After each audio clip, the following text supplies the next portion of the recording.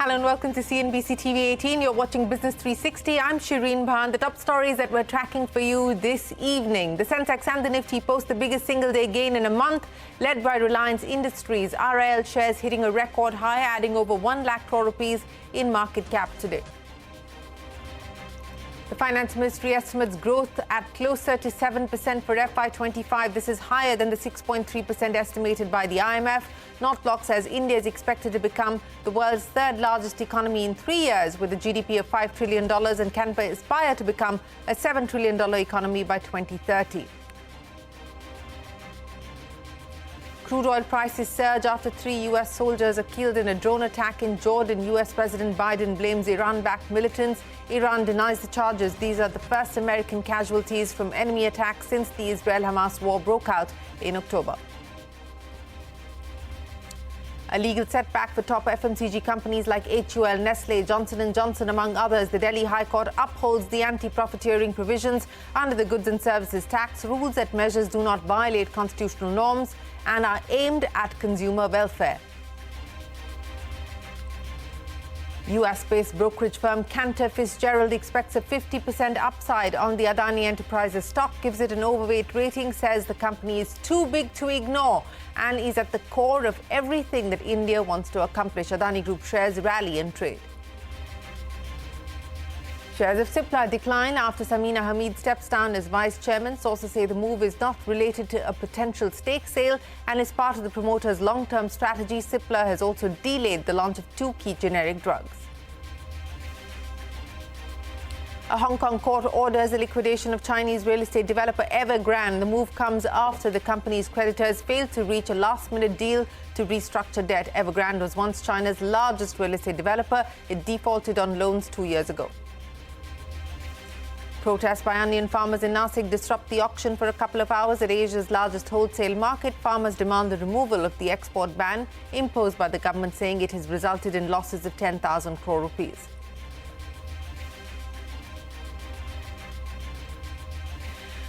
Well, the market started with a bang after a long weekend. The Lal Street posting its biggest single-day gain in a month. The Nifty and the Sensex rallied close to 1%. Reliance Industries leading the market higher with gains of 7%, adding over 1 lakh crore rupees in market capitalization today. Let's take a look at the market snapshot for you. The Nifty up 385 points. The Sensex gaining over 1,200 points today. The Nifty mid-cap 770 points higher, and that was the star in trade today. 7% higher there on Reliance Industries. The blue chips faring better than the broader markets. Prashant is here with all the trading action. Well, the bulls back and back with a bang, Prashant, after that long weekend. Very strong bounce is what we had. You know, as they say, what is worth doing is worth overdoing.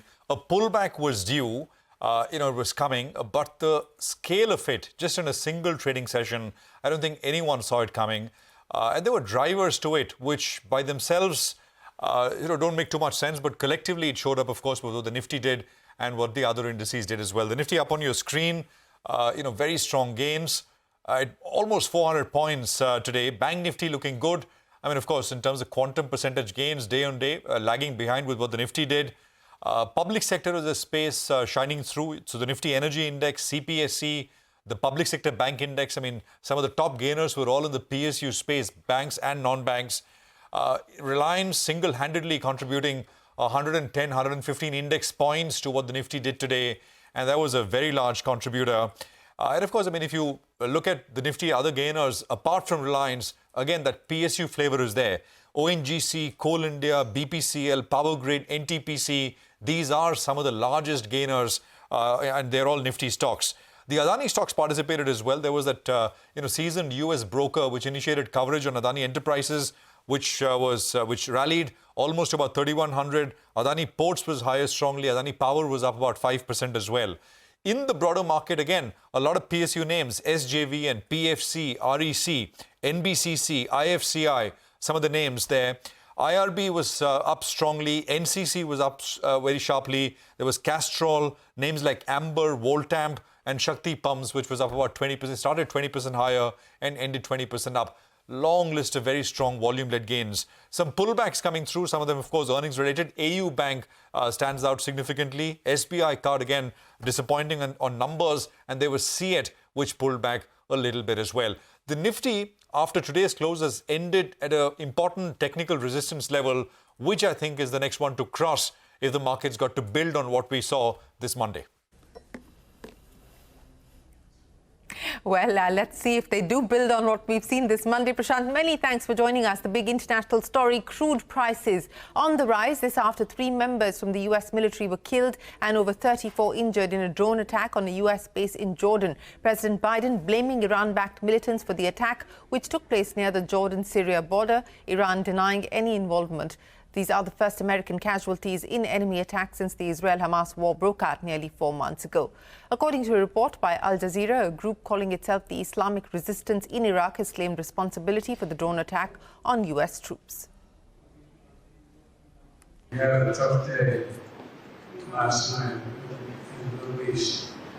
We lost 3 brave souls in an attack on one of our bases. Yes. I'd ask you for a moment of silence for all 3 of those falls, and we shall respond. President Biden there. Israel's military claims to have killed dozens of armed terrorists in battles at the central Gaza Strip. As per the Hamas-run health ministry in Gaza, more than 26,000 people have been killed in attacks since early October.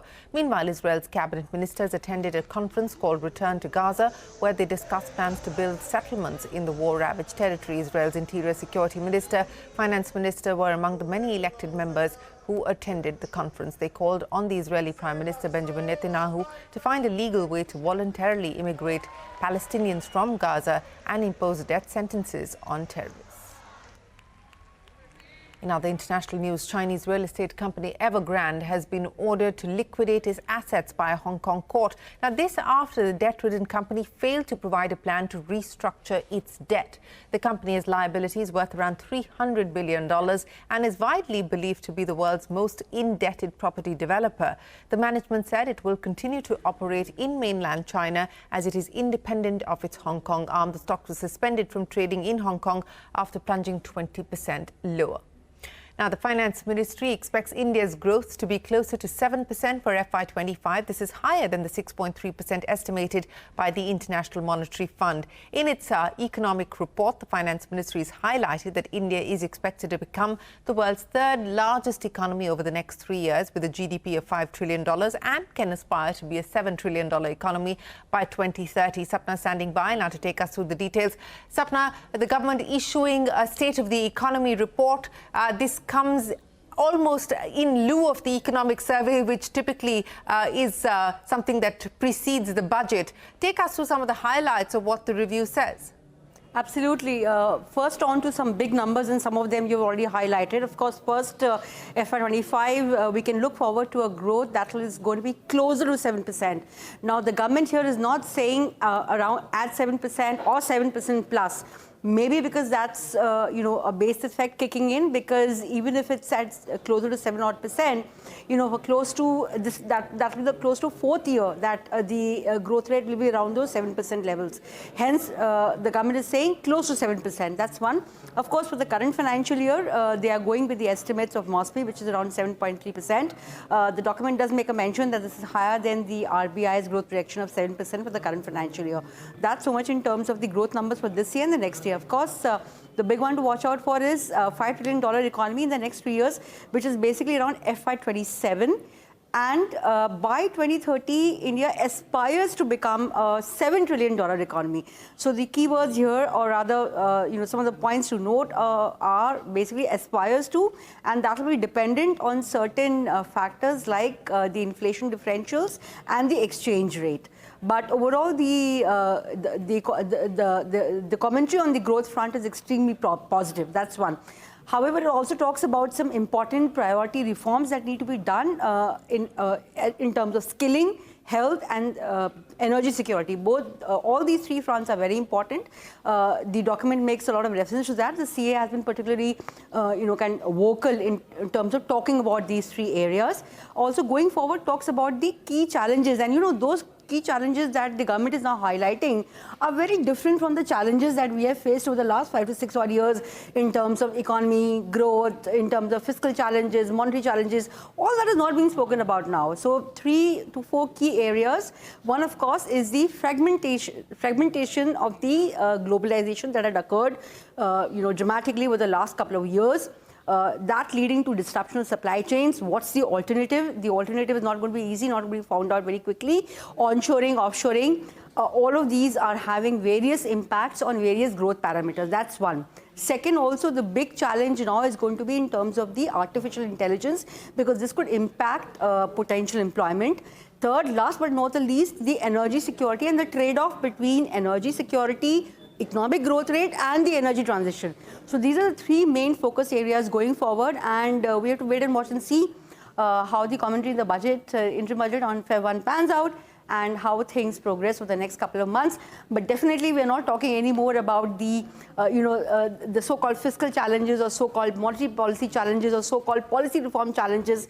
That appears to be kind of at the backseat at the moment, and there are new things that the government is talking about. All right, Sapna, appreciate you joining us. Well, we will have to wait to see if the finance minister's speech takes into consideration some of the data that's been put out by the government today.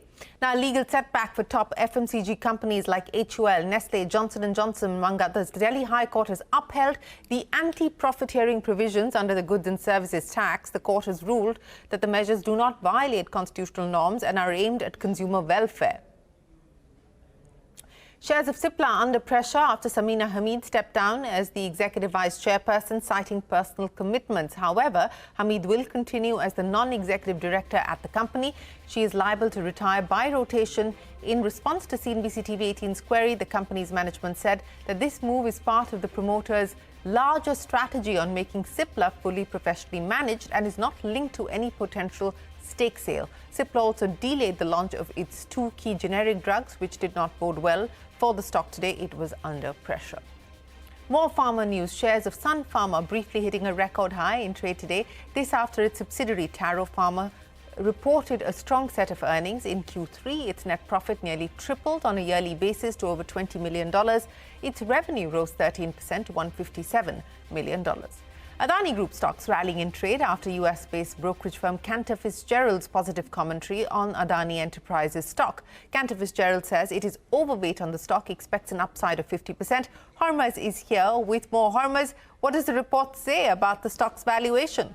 The report says a lot, and particularly about Adani Enterprises in general. And the first thing that we need to talk about is to know about what Adani Enterprises is in general. Now, Adani Enterprises, as we know, is the flagship company of the Adani Group. It listed, it was the first listing from that stable. It happened in 1994, and it is involved in the business of established and incubating businesses. Now, since it listed in 1994, Adani Enterprises has managed to list 6 businesses independently, and those include Adani Ports, Power, and Adani Energy Solutions, which we earlier knew as Adani Transmission, Green Energy, Total Gas, and Adani Wilmar. Now, barring Adani Wilmar, all the other 5 have a market cap in excess of 1 lakh crores, and all 6 companies combined have a cumulative market cap of over 10 lakh crore rupees as of today. Now, what does Cantor Fitzgerald say on Adani Enterprises? As you said, it is overweight. It is projecting a potential upside of 50% from Thursday's closing levels. But it speaks on the business spin-offs. And as I mentioned about the 7 businesses that it has spun off, including Adani Enterprises itself, all of them now have a combined market cap of $156 billion. And it mentions that the ability to identify future trends will hold Adani Enterprises in good stead, as it will ensure that the stock becomes a differentiator in the future as well. Now, it expects several businesses from the current portfolio to be spun off into independent entities as well, primarily those being the airports business, the data center JV that the company has with HConnex, and the energy ecosystem, which also includes the solar, wind, and the electrolytes business as well. Now, when it comes to valuations, Cantor Fitzgerald is valuing the airports business at 1,622 rupees. It's valuing the solar, wind, and the electrolyzers business at 1,500 rupees, and the data center business at 31 rupees. Pretty bullish commentary there. The stock was up and about today, and it is within touching distance of its pre-Hindenburg levels of 3,300 rupees. Back to you.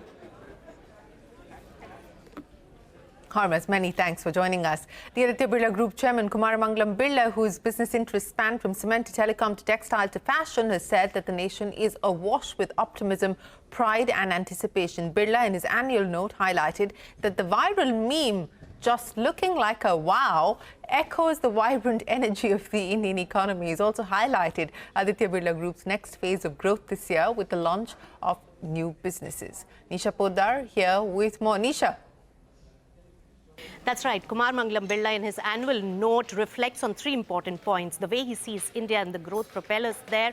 On the other hand, how is Aditya Birla Group really engaging and actively participating at a global scale in community building? And on the other hand, the growth propellers going forward and the growth platform for Aditya Birla Group for this particular year. So talking about India, he does mention that India is awash with a lot of positivity and extreme confidence is being exuded by the country, and does mention that there are several growth propellers also with the efforts that have been made by the government. His suggestion is also to capture the collective confidence of the country with a national confidence index. Talking about Aditya Birla Group's pivotal role as a global corporation is also to bring all the communities of different nations together for the mutual benefit in the globalization world. He talks about how globalization is not a zero-sum game to benefit one or the other,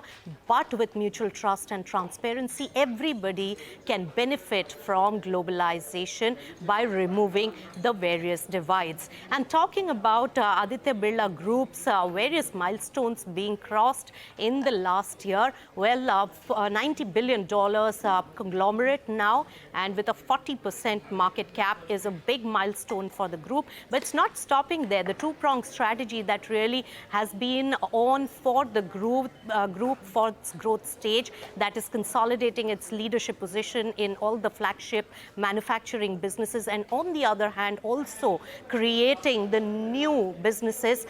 That has been the thrust that he has spoken about in his annual letter to the shareholders, and he does talk about the two new businesses which are going to create the growth platform for future for Aditya Birla Group. And to just highlight, remember they had announced two new businesses that Aditya Birla Group is foraying into: paints business with a 10,000 crore rupees capex plan, and the retail jewelry business with 5,000 crore rupees of investment. So these are going to propel the future growth stage for Aditya Birla Group.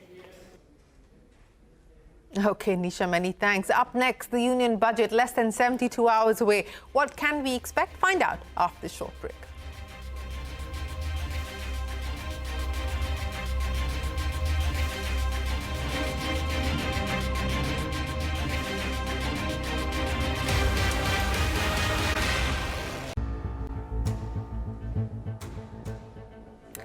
Well, the union budget is less than 72 hours away, and the real estate sector has a long wish list: a higher price threshold for the affordable housing scheme and the extension of the PM Awas Yojana subsidy window, to name just a few. The affordable housing segment has seen a slowdown in demand post the pandemic, with developers scaling back on new supply in this segment. Shivani Bazaz is here with the real estate budget wish list. Shivani.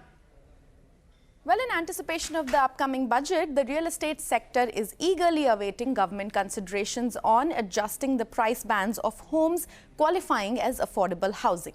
Industry experts highlight that while the current size criteria, which is 60 square meters carpet area, aligns well, the universal pricing limit of 45 lakhs falls short, especially in high-cost cities. Industry experts say that cities like Mumbai demand a higher threshold, suggesting a revised band of 85 lakhs or more, while other major cities should see an increase to 60 to 65 lakhs. This adjustment aims to broaden the scope of affordable housing, enabling more home buyers to benefit from incentives like the reduced GST at 1% without ITC and other government subsidies. Another major demand from the sector is that the Pradhan Mantri Awas Yojana subsidy, which is set to expire in December 2024, could be extended till December 2025. They also anticipate enhancement to the eligibility criteria, particularly the interest subsidies ranging from rupees 2.3 lakh to 2.7 lakhs to further support affordability. The affordable housing segment segment has seen a slowdown in the demand post the pandemic, with developers scaling back new supply